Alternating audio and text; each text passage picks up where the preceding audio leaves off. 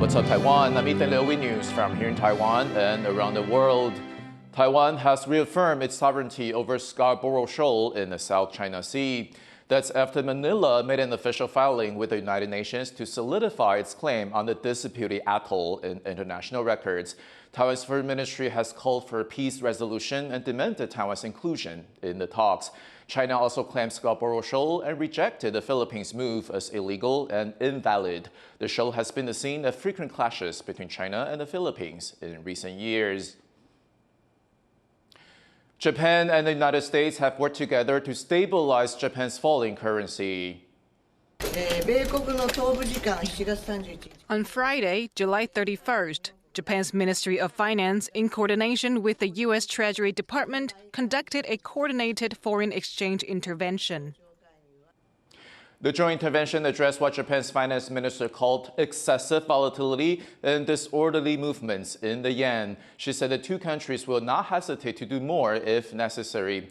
The currency had recently fallen to its weakest in 4 decades. U.S. President Donald Trump said the move was a sign of U.S. friendship with Japan and will help the world economy. Because we have a good relationship with Japan, we're very strong, very, very strong financially. They are, they have a weakening yen, and they wanted a little bit of help, and we're always there for Japan. The joint intervention on the yen is the first since the massive earthquake and nuclear disaster that hit Japan in 2011. U.S. Congressman McCaul has arrived in Taiwan for talks on bilateral relations, regional security, and cross-strait issues. McCaul, a former chair of the House Foreign Affairs Committee, is expected to meet with President Lai Ching-te and Foreign Minister Lin Jialong. He will also deliver a keynote speech at the Katagalan Forum in the Pacific Security Dialogue. This marks McCaul's 3rd high-level visit and follows other recent visits by U.S. lawmakers who support Taiwan.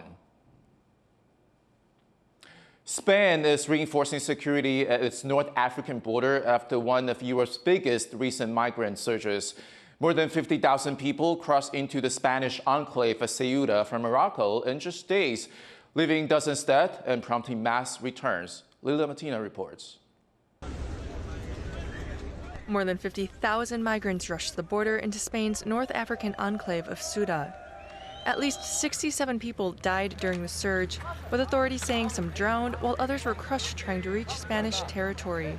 Ceuta no ha logrado la normalidad, que no estamos en normalidad, que todavía en Ceuta hay varios miles de personas que deben ser retornadas y que todavía en Ceuta hay un clima, un ambiente anímico en la población de Ceuta marcado por la inquietud y por la preocupación. Many who made the crossing say they were driven by economic hardship.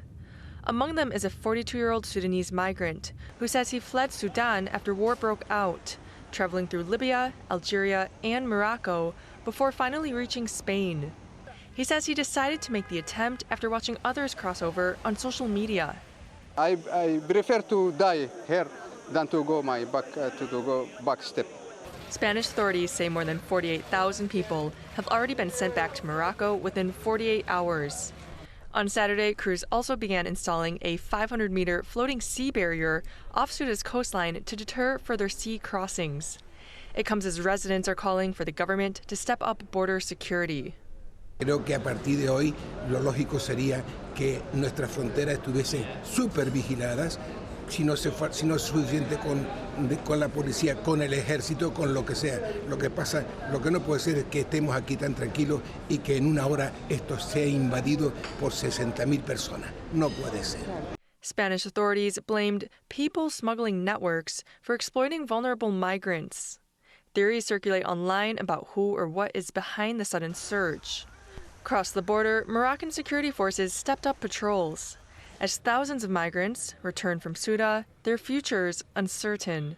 Justin Wu and Lily Lamatina for TaiwanPlus. A French animal refuge is rescuing whatever animals it can from intense wildfires that have raged through parts of the country. The human toll of the fires is well known, but shelter workers say the ecological toll is catastrophic too. And they warn a changing climate could make this year's violent blazes just a prelude to a much worse future. Demetrius reports. An animal carer squats down next to a deer in an enclosure, a survivor of raging forest fires that have wiped out wildlife in this corner of France. In this region, the Gironde alone, 42,000 hectares are burned. As human evacuees start to go home, it's becoming clear at this shelter that the animals have nowhere to return. The workers at this shelter are stunned by the scale of death. Burrowing animals killed as they tried to wait out the fire in their dens, owls and other nocturnal creatures dying in the tree trunks where they hid from the flames, and more. De ce qu'on a entendu sur les dernières informations, c'est vraiment les plus gros animaux qui ont pu courir suffisamment vite pour s'échapper, mais tous les petits mammifères, reptiles, oiseaux ont pour la plupart succombé ou sont intoxiqués par les fumées. Donc voilà, on sait que c'est un gros impact et on voulait aider à notre niveau, mais c'est impressionnant. Oui. And helping they are, with a stockpile of supplies for treating burns and other injuries, and helping keep the animals fed and well. Weary farm animals can de-stress. Deer that escaped in a panic from the burning forests can spend a moment recovering. Even one surviving bird gets a safe place, for now. But the staff here aren't just horrified by the toll of this wildfire season, France's worst on record. They see a future where this kind of ecological disaster is no longer an outlier. Et que là, il va falloir qu'on change nos habitudes, il va falloir qu'on change notre façon de faire, parce que ça ne peut plus durer, et qu'on se rende compte que le climat change. On a des grosses périodes de canicule, on a des grosses périodes sans pluie, et si on veut que notre biodiversité, notre faune et notre flore continuent à être autour de nous, et on en a besoin, il va falloir qu'on change nos habitudes. For now, the shelter is simply doing what it can, providing an island of refuge amid a violently charred landscape on a heating planet. Chris Ma and John Van Trieste for TaiwanPlus. A plastic shortage sparked by war in the Middle East has pushed Taiwan to find alternatives. An urgent boost in domestic plastic production has stabilized supply in the short term, but civil and public initiatives are turning the temporary crisis into a lasting green opportunity. Irene Lin reports. Plastic bags, a daily necessity at the center of a minor panic in Taiwan back in March and April. When Iran closed off the Strait of Hormuz in response to attacks by the U.S. and Israel, the resulting shortage of crude oil didn't just affect fuel prices. It also meant a lack of the raw material for making plastics. Months later, plastic supply in Taiwan has gone back to normal after the Economy Ministry ordered a boost in domestic production. Meanwhile, an alternative government-backed solution aims to help people choose greener options in the form of reusable and paper shopping bags. 中东战争，它整个影响到整个塑胶的一个价格，那它的成本就是飙升。那相对的，这个塑胶袋的价格也飙升啊，所以之前有一些相关的一些产销的一些问题啊，所以在这个时刻，我们就要想一想说，我们是不是在这个时候可以扩大去推动所谓的二手袋的回收？ The Environment Ministry's project serves as a platform for redistributing reusable bags. Boxes are placed in office buildings for employees to donate unwanted bags. After sorting them, government workers send them to nearby markets, where shoppers can grab them for free.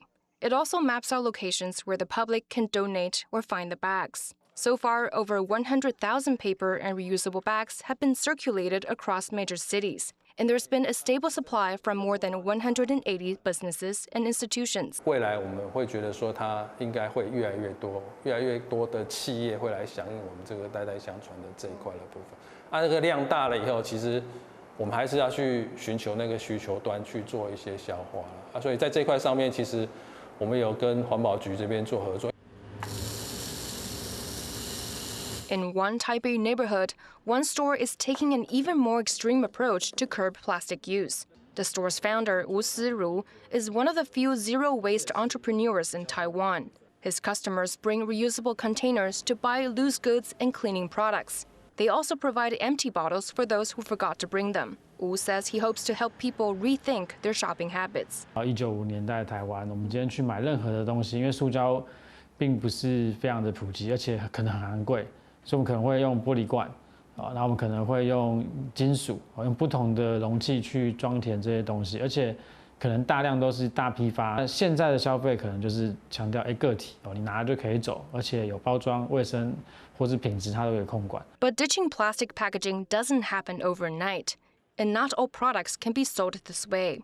It took Wu and other zero-waste shop owners years of negotiating with the government to relax rules for external-use products like shampoo and body wash to be repacked and sold at their stores. While Taiwan's Food and Drug Administration has allowed for reinterpretation of safety laws, many manufacturers working with these stores are backing out. 因为早期他们其实有找我们去协商，当时是非常强硬的认为这件事是没办法处理啊，甚至他们认为这个管制会越来越严。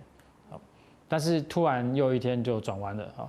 那我们认为这转弯不是坏事，对，但是这个就是头到尾，我记得5、6年，所以这个进展其实让很多的愿意投入的人都采比较保守的态度啊。 Wu says for zero-waste stores to compete with convenience stores selling overpackaged goods, there needs to be more top-down support to encourage consumers to adopt a less wasteful lifestyle. 法规的宽松是一个。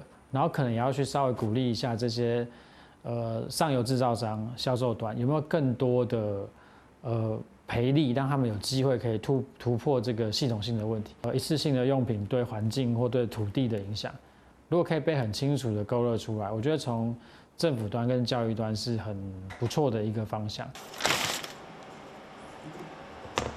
Whether it's recycled shopping bags or refillable cleaning products, public and private initiatives hope to stay long-term, so it can prove that reduction, not just recycling, is the ultimate fix for Taiwan's dependence on plastics. Yuan Duan and Irene Lin for TaiwanPlus. Taiwan's high-speed rail network has unveiled next-generation trains from Japan. The new fleet is set to enter service next July, boosting capacity by over 25%. Lila Matina reports. As the screen opens, Taiwan's high-speed rail's newest train rolls into view. The N700 ST was unveiled in Japan, with a video showing the train making its symbolic journey to Taiwan. More than 200 officials and industry representatives from Taiwan and Japan attended the ceremony. It marks another milestone in a partnership that made Taiwan the first overseas operator of Japan's Shinkansen or bullet train technology. 预计在明年7月1号正式上线，而这12组新车陆续上线后，提升尖峰的运能达到25%以上。也因为台湾半导体产业独步全球的特殊地位，更让台湾高铁从台湾动脉进一步成为肩负细岛动脉的交通运具。 The first train is expected to arrive in Taiwan as early as August for testing. By 2028, all 12 trains are expected to be operating, increasing the total fleet to 46 trains and easing pressure on one of Taiwan's busiest transportation networks. I sincerely hope these trains will become familiar to more people in Taiwan and contribute to Taiwan's development. I also hope they become a symbol of friendship and trust between Japan and Taiwan for years to come. The ceremony was overshadowed by the deadly earthquake in Kumamoto earlier this week. Organizers opened the event by expressing condolences to the victims, and Japan's transport minister canceled his planned appearance. Taiwan High-Speed Rail says the additional trains will help meet growing demand. And as the new trains are put into service, it also symbolizes the partnership between Taiwan and Japan taking another step forward. Ryan Wu and Lily Lamatina for TaiwanPlus.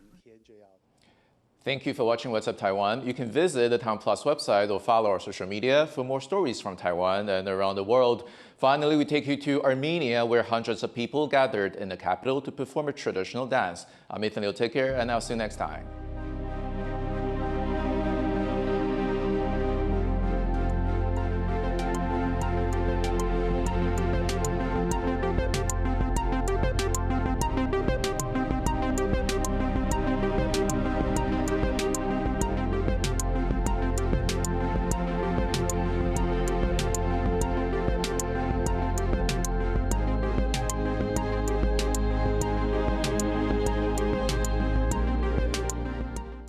For more stories from Taiwan and Detroit, visit the TaiwanPlus website or follow us on our social media.